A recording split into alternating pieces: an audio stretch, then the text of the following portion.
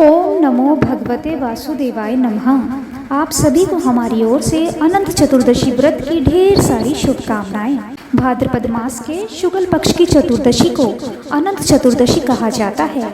इस दिन अनंत भगवान की पूजा करके संकटों से रक्षा करने वाला अनंत सूत्र बांधा जाता है। ऐसी मान्यता है कि जब पांडव जुए में अपना सारा राजपाट हार कर वन में कष्ट भोग रहे थे, तब भगवान श्री कृष्ण ने उन्हें अनंत चतुर्दशी का व्रत करने की सलाह दी थी। धर्मराज युधिष्ठिर ने अपने भाइयों तथा द्रौपदी के साथ पूरे विधि विधान से यह व्रत किया था और अनंत सूत्र धारण किया।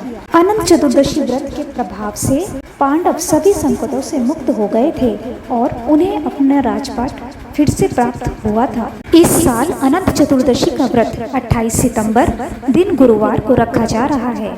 यह भाद्रपद शुक्ल चतुर्दशी को किया जाता है। इस दिन गणपति बप्पा की मूर्ति के विसर्जन के साथ गणेश उत्सव का समापन होता है। ऐसी मान्यता है कि अनंत चतुर्दशी के दिन व्रत रखने के साथ साथ यदि कोई व्यक्ति श्री विष्णु सहस्त्र नाम स्रोत का पाठ करता है तो उसकी समस्त मनोकामनाएं भगवान श्री हरि की कृपा से जल्द ही पूरी हो जाती हैं और धन धान्य सुख संपदा और संतान आदि की कामना से यह व्रत किया जाता है। इस दिन भगवान विष्णु की विधिवत पूजा करने के बाद अंत में रक्षा सूत्र बांधना शुभ माना जाता है। पूजा के समय अनंत सूत्र की षोडशोपचार विधि के साथ पूजा करनी चाहिए और फिर अनंत सूत्र पर कुमकुम और हल्दी लगाएं।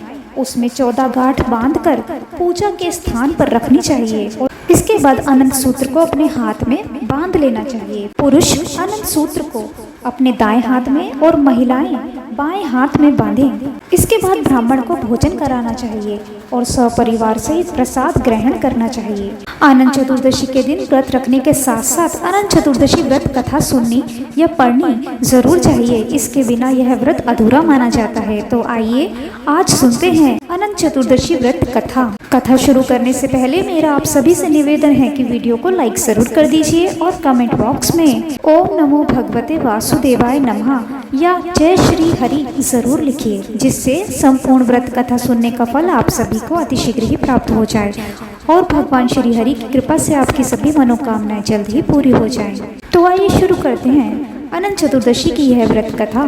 कृपया कथा को श्रद्धा पूर्वक और विश्वास के साथ ध्यान से शुरू से अंत तक जरूर सुने।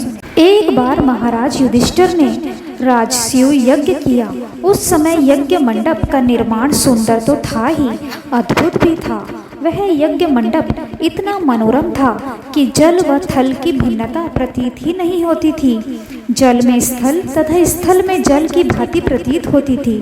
बहुत सावधानी करने पर भी बहुत से व्यक्ति उस अद्भुत मंडप में धोखा खा चुके थे।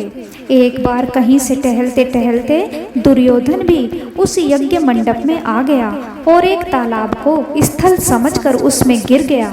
द्रौपदी ने यह देखकर अंधों की संतान अंधी कहकर उनका उपहास किया। इससे दुर्योधन चिढ़ गया। यह बात उसके हृदय में बाण के समान लगी। उसके मन में द्वेष उत्पन्न हो गया और उसने पांडवों से बदला लेने की ठान ली। उसके मस्तिष्क में उस अपमान का बदला लेने के लिए विचार उपजने लगे। उसने बदला लेने के लिए पांडवों को द्रुत क्रीड़ा में हराकर उस अपमान का बदला लेने की सोची। उसने पांडवों को जुए में पराजित कर दिया। पराजित होने पर प्रतिज्ञा अनुसार पांडवों को 12 वर्ष के लिए वनवास भोगना पड़ा। वन में रहते हुए पांडव अनेक कष्ट सहते रहे। एक दिन भगवान श्री कृष्ण जब उनसे मिलने आए तब युधिष्ठिर ने उनसे अपना दुख कहा और दुख दूर करने का उपाय पूछा। तब भगवान श्री कृष्ण ने कहा, हे युधिष्ठिर, तुम विधि पूर्वक अनंत भगवान का व्रत करो। इससे तुम्हारे सारे संकट दूर हो जाएंगे और तुम्हारा खोया हुआ राजपाट तुम्हें पुनः प्राप्त हो जाएगा। इस संदर्भ में ही भगवान श्री कृष्ण ने उन्हें एक कथा सुनाई जो कि इस प्रकार से है। प्राचीन काल में सुमंत नाम का एक नेक तपस्वी ब्राह्मण था। उसकी पत्नी का नाम दीक्षा था। उसकी एक परम सुंदरी धर्मपरायण तथा ज्योतिर्मयी कन्या थी जिसका नाम सुशीला था। सुशीला जब थोड़ी बड़ी हुई तो उसकी माँ दीक्षा का स्वर्गवास हो गया। अब ऋषि को अपनी बच्ची के लालन पालन की चिंता होने लगी, तो उन्होंने दूसरा विवाह करने का निर्णय लिया। उनकी दूसरी पत्नी और सुशीला की सौतेली माँ का नाम कर्कशा था। वह अपने नाम की तरह ही स्वभाव से भी कर्कश थी। कर्कशा ने सुशीला को बड़े ही कष्ट दिए। जैसे तैसे सुशीला बड़ी हुई, तब ऋषि सुमंत को उसके विवाह की चिंता सताने लगी। काफी प्रयासों के बाद कौंडिन्य ऋषि से सुशीला का विवाह संपन्न हुआ, लेकिन यहाँ भी सुशीला को दरिद्रता का ही सामना करना पड़ा। विदाई में कुछ देने की जब बात हुई तो कर्कशा ने दामाद को कुछ ईंटें और पत्थरों के टुकड़े बांध कर दे दिए। कौंडिन्य ऋषि बहुत ही दुखी होकर अपनी पत्नी को लेकर अपने आश्रम की ओर चल दिए, परंतु रास्ते में ही रात हो गई तो वे लोग नदी के तट पर संध्या करने लगे। सुशीला ने देखा वहां पर बहुत सी स्त्रियां सुंदर वस्त्र धारण करके किसी देवता की पूजा कर रही थीं। सुशीला के पूछने पर उन्होंने विधि पूर्वक अनंत व्रत की महत्ता बताई। सुशीला ने वहीं उस व्रत का अनुष्ठान किया और 14 गांठों वाला डोरा हाथ में बांधकर ऋषि कौंडिन्य के पास आ गई। कौंडिन्य ने सुशीला से डोरे के बारे में पूछा तो उसने सारी बात बता दी। उन्होंने उस डोरे को तोड़कर अग्नि में डाल दिया। इससे भगवान अनंत जी का अपमान हुआ।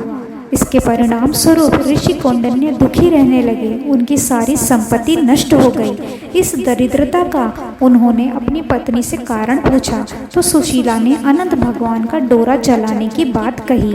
पश्चाताप करते हुए ऋषि कौंडिन्य अनंत डोरे की प्राप्ति के लिए वन में चले गए।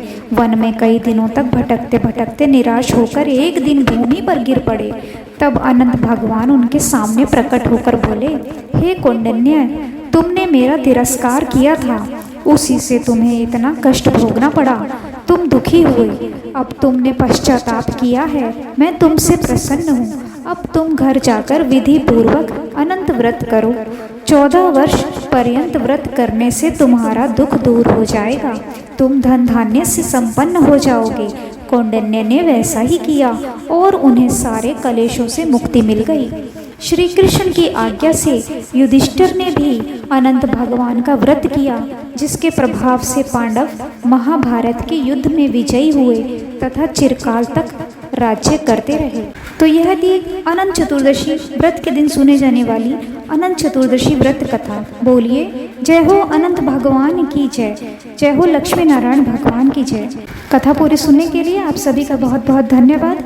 यदि आपको हमारे द्वारा सुनाई गई कथा पसंद आई हो तो वीडियो को लाइक ज़रूर कीजिए, शेयर कीजिए, कमेंट कीजिए और कमेंट बॉक्स में जय हो अनंत भगवान की जय या जय श्री हरि ज़रूर लिखिए, जिससे संपूर्ण व्रत कथा सुनने का फल आप सभी को अतिशीघ्र ही प्राप्त हो जाए और अनंत भगवान की असीम कृपा से आपकी सभी मनोकामनाएं जल्दी ही पूरी हो जाएं। यदि आप हमारे चैनल पर पहली बार आए हैं और अभी तक आपने हमारे चैनल को सब्सक्राइब नहीं किया है तो कृपया आज ही चैनल को सब्सक्राइब कर लीजिए। साथ ही बेल आइकन को भी प्रेस कर दीजिए, जिससे हमारी आने वाली सभी नई वीडियोस की जानकारी आपको सबसे पहले मिले। जय श्री हरि।